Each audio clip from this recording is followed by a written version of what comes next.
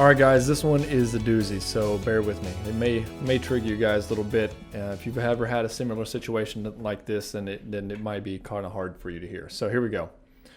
I'm having trouble moving on from my ex. She left me 2 months ago. We have a child, and she is 6 months pregnant. Okay, so she got pregnant 4 months ago. Okay. Or no, she was pregnant for 2 months before. She was pregnant. She was 4 months pregnant when she left. Okay. Within a week of leaving me, she was with another man, is still seeming to go strong. Within a week of leaving you. That's interesting. Okay. So within a week of leaving you, she's already in another relationship. That's very interesting, seeing as how I know from experience it takes about 8 weeks, 6 to 8 weeks for a woman to fall in love. So I would say she's probably was seeing this guy 2 months prior to that. So she was either 2 months pregnant or she's been seeing this guy for a while. So the first thing I want you to do is get a lawyer. You need to talk to a lawyer, and you need to get strong on all of your rights as a father. Find a lawyer that specializes in fathers.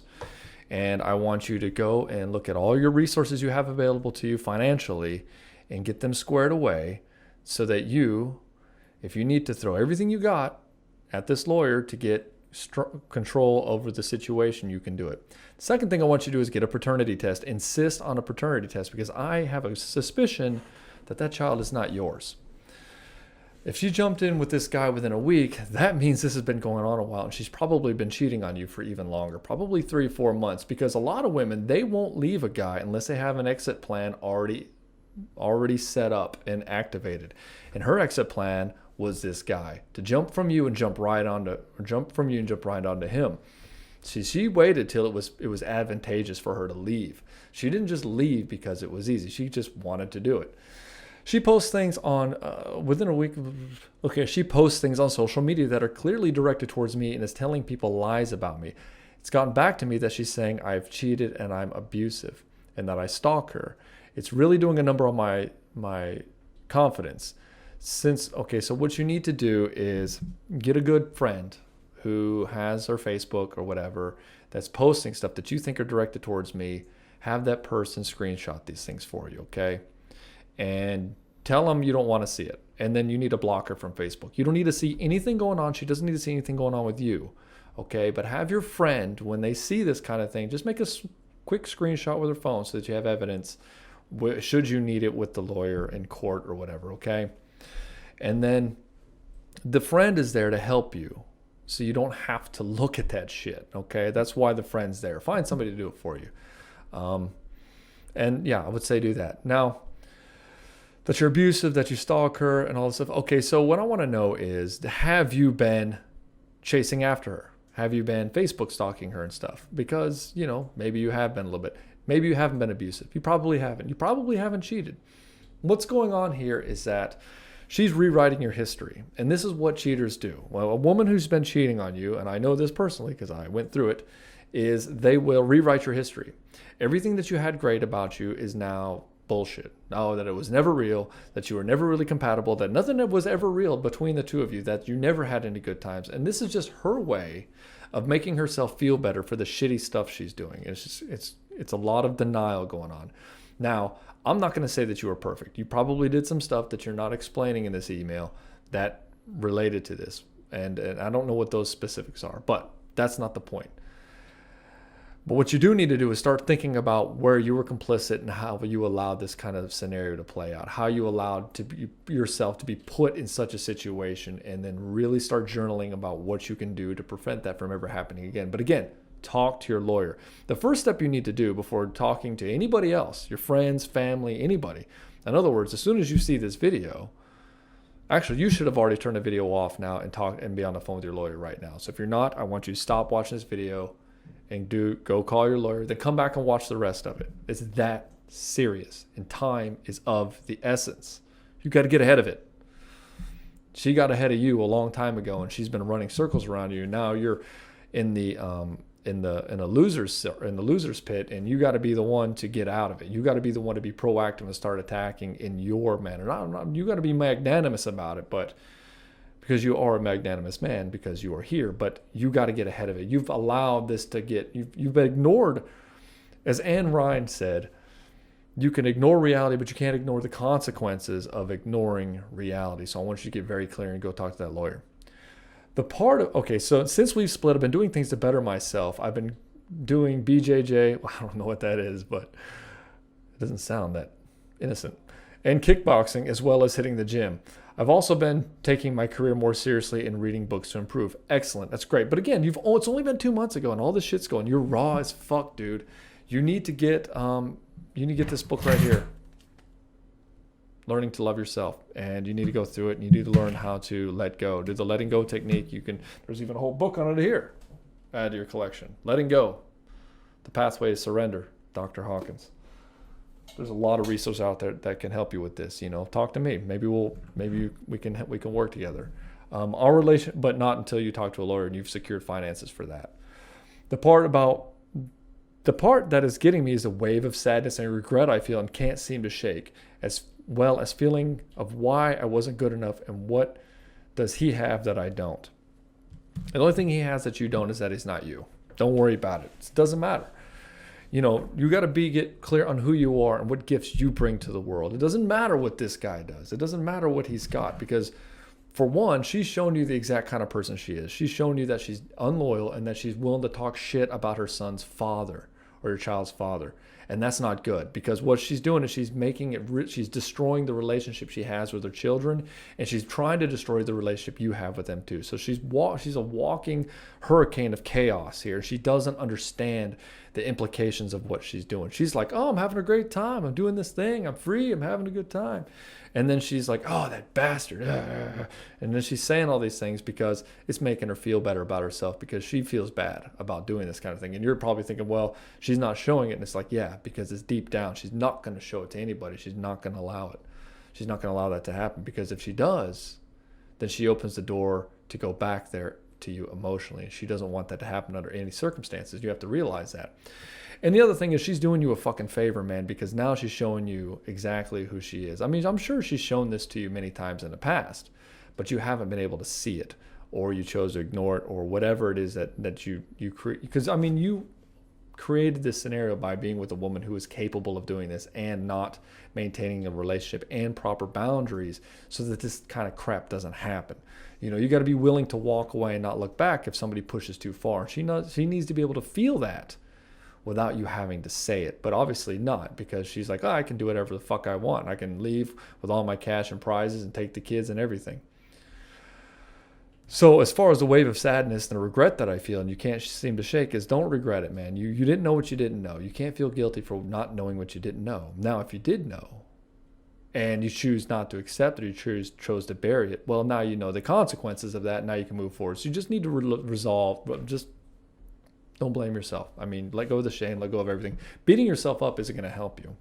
And you need to stop listening and seeing things online. And don't ask about her to your friends. Don't do any of that. Just have your friend do that thing. Like maybe it's your brother, your sister can do it for you, usually family member. Because the thing is that her anger is mostly directed at you. And usually these people will keep friends on Facebook with all your family too, because it's like, oh, well, it's the kid's grandma. Let the kids see the aunts and uncles. Yeah, they're good. It's just he's the piece of shit. So it's kind of weird how they get into this weird when somebody cheats, it's like they get this neurotoxin in their head and they can't shake it. It's like being addicted to heroin to them, and they turn into this person you never thought possible. And it's all based on them just trying to rewrite and erase the history of you, and trying to suppress and get rid of all those shitty feelings for betraying you. Because what they did is probably one of the worst things you can do to somebody. And they know it deep down, but they don't want to deal with it. And so instead of coming to the light and feeling bad about it and doing good things and just saying something like, this relationship isn't good, we really need to split up, it's not good for us and it's not good for our kids and this is what we need to do. No, they decide to go to the dark side of it, the easy path, and just go and start banging other people and acting like a fucking psycho. And this happens far more, and if you've ever been cheated on, you know exactly what I'm talking about. For those of you also listening. Our relationship was far from perfect. I worked a lot. She was a stay-at-home mom, and we had poor communication. And near the end, we tended to ignore each other rather than work at things. I was distant and not as emotionally involved as I realized could be and should have been. Yeah. So you gave up first, and then she gave up next, right? You ignored each other. You worked a lot. You didn't want to deal with this shit, and then that's how this happens. That's what. So now the next time when you're in another relationship, you're not going to do that. So you've learned that lesson. You can see where it led to, and it's a very painful lesson. It's called the ignorance tax, I guess. There seems little hope for reconciliation. There is no reconciliation. I've let that hope die. Good. You don't need somebody in your life that treats you like that, and you will never trust her again. It doesn't matter how good you are at this stuff. It doesn't matter how good you are with women and how good your communication is and how awesome you are. You will never trust her. And besides, what's interesting is that being as a part of this group and learning this stuff, you're going to find that you're better than her. And what I mean by better than her, not like valued as a human being, but better than her in the way that your consciousness level is going to rise much higher than her, and she's going to stay stagnant as she tries to deal with this bullshit. So you're on a growth path, and she's on a decay path. And that's usually what happens, but guys don't think it, because rejection breeds obsession, and you get in there and you see this decay, you see her doing this, she seems happy and all stuff, but she's on the decay path. She's not growing. She's actually sliding way back. When she did all this stuff, she went boom, and now she's trying to reconcile. Oh, can't see it. She goes wham, fell down, and she's trying to reconcile here. Whereas you were here and you feel bad, but really you're actually higher because you're growing, and the growth is the pain. So just realize that you're doing better than you think, a lot better than you think, and you're a lot tougher than you think you are too. So just stick with it, man. It seems a little. I just don't know how to feel good again, and with lots going for me. I've got a good career, I make a lot of money, got good friends, hobbies, and even found a beautiful woman who's just interested in sex, which is perfect because I'm not in any way ready for a relationship. Perfect. You know that. Okay, good. And so, yeah, again, lawyer up, protect your assets, protect your family, and get a paternity, insist on it. I would insist on one for both of your children, because it sounds like you've got, we have one child.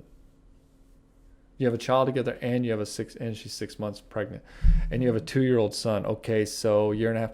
Check both paternity just to be careful, because she might have cheated on you without you knowing before this guy. Check both of them. You can go get these DIY cheek swab things, and you can send it into a lab. They'll email you the results and all that stuff, and you can do that kind of thing. And did a little research before this video, so do that. And when you're at the hospital, usually they say, do you want a paternity test? And you say, absolutely. And you can have the paternity established at the hospital when the baby is born. Have you ever been through a similar circumstance? Yes, I have. My story's around sometimes, but I also was cheated on, and it was very difficult, and a lot of this kind of crazy shit happened. What did you do? Okay, I had a lot of tools to deal with it when this kind of thing happened to me. One is you should be doing some meditation. I always recommend meditation, but this is going to help you. For you specifically, the meditation you're going to want to do is a standing Qigong meditation, where you just stand there with your arms down and try to relax your skeleton, and just stand there and feel your body and just relax the anxiety, relax everything that you can, and try your best not to bring up more thoughts. It's going to be incredibly hard, but if you get up really early in the morning when you're tired, like 5 a.m. or something, and do it, that helps. But you got to do it every day. You need to do it at least twice a day, I would say, 20 minutes each, morning and evening. Do it. Do a lot of it. You gotta let go of these emotions. Do the letting go technique. Read this book, right? These are going to be things that are good for your self-love and for helping you decompress.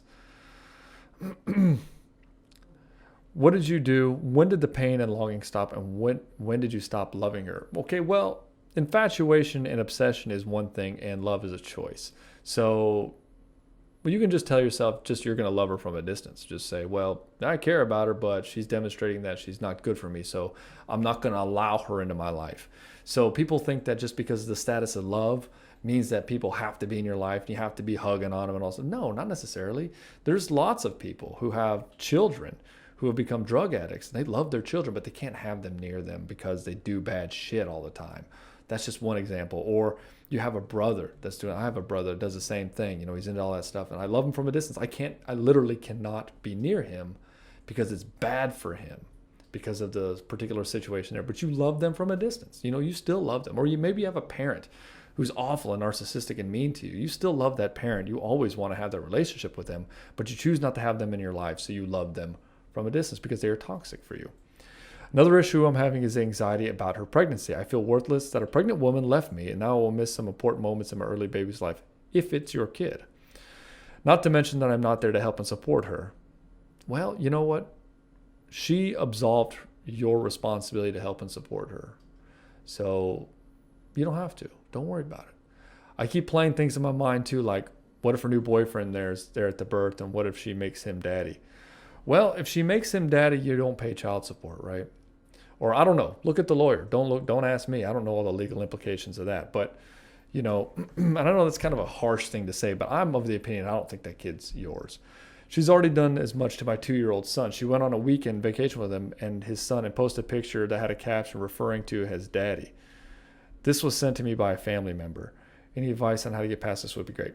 Okay, so yeah, again, she's trying to write you out of her history. This kid, you're his dad, and he will know that, and you have legal rights to that, to being in his life, and you need to exercise that and go talk to a lawyer right now. And that picture needs to be screenshotted, and you need to show the lawyer and say what's going on here. And maybe you get a private investigator, or whatever you got to do. Shore up your finances, shore up your money, because it's going to be a long, nasty legal fight, and you're going to have to lock it down, and you're going to have to stop being a good guy.